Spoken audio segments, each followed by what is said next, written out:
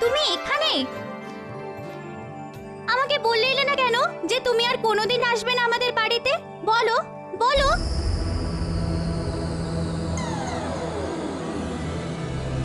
তোমাকে বলে আসলে কি তুমি আমাকে খুঁজতে খুঁজতে এখানে আসতে? আর তুমি এই গুহায় এসে আমাকে না ছুলে আমি যে সারা জীবন ভাল্লুক হয়েই থাকতাম। আমি যে কিছুই বুঝতে পারছি না। কে কে কে তুমি? আর তুমি এতদিন ভাল্লুক সেজেছিলে কেন? ভাল্লুক সেজে নয়, সাজা ভোগ করছিলাম। আমি হলাম শক্তিপুর রাজ্যের যুবরাজ। আমি তখন অনেক ছোট।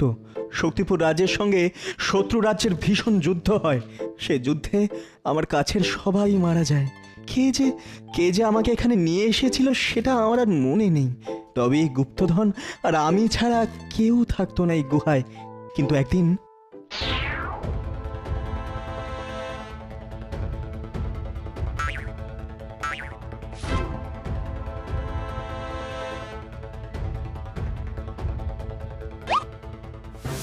আহ, মূর্খ বালক, এ তুই কি করলি?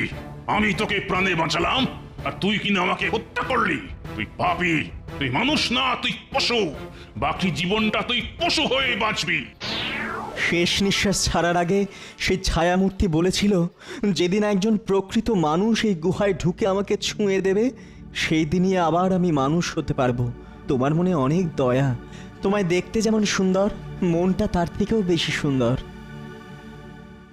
তুমি তুমি তুমিই তো সেই সত্যিকারের মানুষ।